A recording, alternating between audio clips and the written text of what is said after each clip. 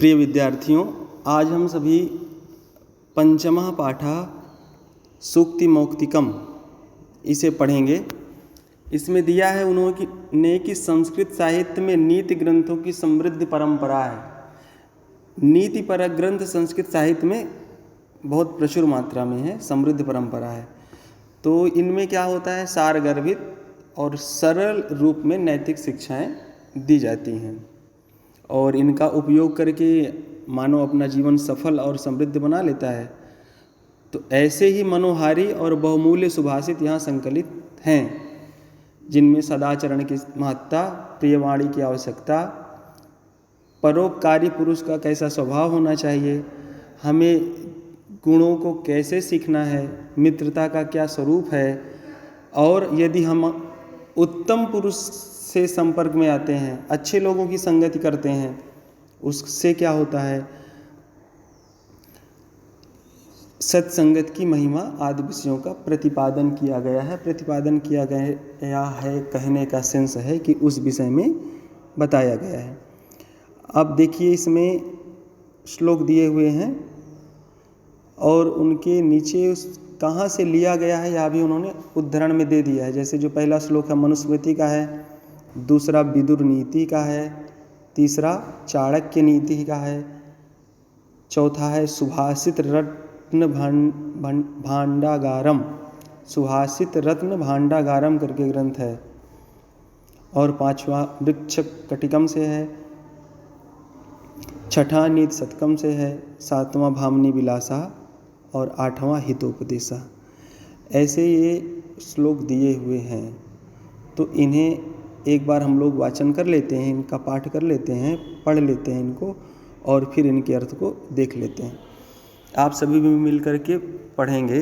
पहला दिया है, वृत्तं यत्नेन संरक्षेत वित्तं येति च याति च, अक्षीणो वित्ततः क्षीणो वृत्ततस्तु हतो हतः, वृत्ततस्तु हतो हतः। दूसरा देखिए, श्रूयताम धर्म सर्वस्वं श्रुत्वा चैवावधार्यताम्, आत्मनः प्रतिकूलानि परेषां न समाचरेत्, परेषां न समाचरेत्।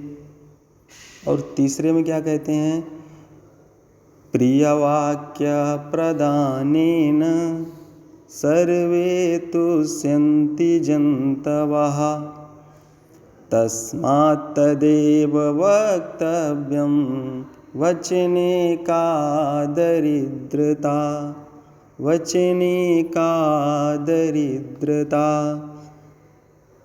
पिबन्ति नद्यः स्वयमेव नाम्भः, स्वयं न खादन्ति फलानि वृक्षाः, नादन्ति सस्यं खलु वारिवाः, परोपकाराय सतां विभूतयः, परोपकाराय सतां विभूतयः।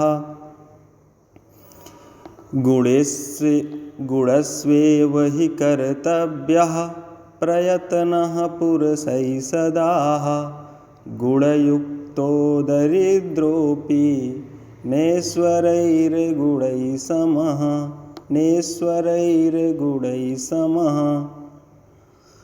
आगे है, आरंभ गुर्वी क्षयिणी क्रमेण, लघ्वी पुरा वृद्धिमती च पश्चात्, दिनस्य पूर्वार्ध परार्ध भिन्ना, छायेव मैत्री खलसंजनानां, छायेव मैत्री खलसंजनानां। यत्रापि कुत्रापि गता भवेयुः, हंसा महीमण्डलमण्डनाय, हानिस्तु तेषां हि सरोवराणां, येषां मरालैः सह विप्रयोगः, येषां मरालैः सह विप्रयोगः। गुणा गुणज्ञेषु गुणा भवन्ति, ते निर्गुणं प्राप्य भवन्ति दोषाः। आस्वाद्यतो याः प्रवहन्ति नद्यः, आस्वाद्यतो याः प्रवहन्ति नद्यः, समुद्रमासाद्य भवन्त्यपेयाः, समुद्रमासाद्य भवन्त्यपेयाः। इस प्रकार पहले हम श्लोकों को पढ़ लेंगे और फिर उनके अर्थ को, भाव को आइए देखते हैं। पहले में कह रहे हैं कि वृत्तम यत्नेन संरक्षेत, हमें अपनी चरित्र की यत्नपूर्वक रक्षा करनी चाहिए। अपना जो चरित्र है उसे प्रयत्नपूर्वक रक्षा करनी चाहिए। वित्तम एति च याति च, क्यों कह रहे हैं? धन आता है और चला जाता है। अक्षीणो वित्ततः क्षीणो, अगर हम धन से क्षीण हो गए, हमारे पास धन नहीं रहा, तब भी हम अक्षीणा, वास्तविक रूप से क्षीण नहीं हुए, लेकिन व्रततस्तु हतो हतः, यदि हमारा चरित्र चला गया तो जीते हुए भी मरे हुए के समान हैं। दूसरे में कह रहे हैं कि श्रूयताम धर्म सर्वस्वम श्रुत्वा चैव अवधार्यताम, धर्म के सर्वस्व को, धर्म के तत्व को सुनना चाहिए और श्रुत्वा चैव अवधार्यताम, और सुन करके उसे धारण भी करना है। किस तरह हम उसे धारण कर सकते हैं? कह रहे हैं आत्मनः प्रतिकूलानि परेषां न समाचरेत। आत्मनः प्रतिकूलानि, जो अपने लिए अनुकूल नहीं है, अपने लिए जो प्रतिकूल है, जो हमें स्वयं अच्छा नहीं लगता, अपने लिए स्वयं के लिए ठीक नहीं है, वैसे कार्य हम दूसरों के लिए सोच भी नहीं सकते, कर भी नहीं सकते और करना भी नहीं चाहिए। कह रहे हैं आत्मनः प्रतिकूलानि, जो अपने लिए प्रतिकूल है, परेषां न समाचरेत, वैसा दूसरों के साथ भी व्यवहार नहीं करना चाहिए। ठीक है, तीसरा देखते हैं प्रिय वाक्य प्रदानेन, जब हम प्रिय बोलते हैं, मधुर बोलते हैं, सत्य बोलते हैं, तो सर्वे तुष्यन्ति जन्तवः, सभी प्राणी तुष्यन्ति, प्रसन्न होते हैं, संतुष्ट होते हैं। तस्मात् तदेव वक्तव्यम, तो जब प्रिय बोलने से सभी लोग संतुष्ट रहते ही हैं, तो तस्मात् तदैव वक्तव्यम, तो हमें प्रिय ही बोलना चाहिए। वचने का दरिद्रता, बोलने में कौन सी दरिद्रता, बोलने में कौन सी कंजूसी करना है। आगे है पिबन्ति नद्यः स्वयमेव नाम्भः, ये श्लोक कह रहा है कि नदियाँ स्वयं अपना जल नहीं पीती हैं। स्वयं न खादन्ति फलानि वृक्षाः, और वृक्ष अपने फल स्वयं नहीं खाते। नादन्ति सस्यम खलु आरिवाहा, जो मेघ हैं फसल का उपयोग स्वयं नहीं करते, किसानों के हेतु वो अच्छी वर्षा करते हैं। परोपकाराय सताम विभूतयः, तो जो सज्जन लोग होते हैं उनकी जो भी संपत्तियां होती हैं वो परोपकार के लिए ही होती हैं, दूसरे के लिए ही होती हैं। एक हिंदी में भी ऐसा दोहा है कि तरवर फल नहीं खात है, नदी न संचय नीर, परमारथ के कारणे साधुन धरा शरीर। जो वृक्ष हैं तरुवर फल नहीं खाते, नदी अपना नीर जल स्वयं नहीं पीती, दूसरों के कार्य के लिए ही सज्जन लोग, साधु लोग अपना शरीर धारण करते हैं। आगे देखिए, गुणेष्वेव हि कर्तव्या प्रयत्नः पुरुषैः सदा, गुणयुक्तो दरिद्रोपि नेश्वरैर्गुणैः समः। गुणेषु एव हि कर्तव्यः, गुणों को सीखना ही, उनको जानना ही यही कर्तव्य है, या यही कर्तव्य करते हैं कौन? प्रयत्नः पुरुषैः सदा, हमेशा यही प्रयत्न किया जाना चाहिए कि हम अच्छे अच्छे गुणों को अर्जन करें, गुणों को सीखें, सद्गुणों को अपनाएं। क्यों कह रहे हैं गुण युक्तो दरिद्रोपि न ईश्वरैर गुणैः समः। अगर कोई व्यक्ति है जो वह गुणवान है, गुण से युक्त है और धन से हीन है, तो कोई बात नहीं, वह उससे कहीं अधिक श्रेष्ठ है जो बहुत अधिक धन वाला है लेकिन उसके पास कोई गुण नहीं है। तो गुण से युक्त रह कर के दरिद्र होना भी श्रेष्ठ है किसके, जो बिना गुण वाला है और बहुत धन वाला है उसकी अपेक्षा। तो हमेशा हमें सद्गुणों को सीखने का प्रयत्न करना चाहिए। क्यों? क्योंकि गुण से युक्त दरिद्र भी जो गुण से मुक्त धनवान है, एक गुण से युक्त है और जिसमें गुण नहीं है, ऐसे धनवान से कहीं अधिक श्रेष्ठ है। आगे देखिए, आरंभ गुरुवी क्षैणी क्रमेण लघ्वी पुरा वृद्धिमती च पश्चात दिनस्य पूर्वार्ध परार्ध भिन्ना छायेव मैत्री खल सज्जनानाम। इसमें दुष्ट और सज्जनों की मित्रता के बारे में बताया गया है।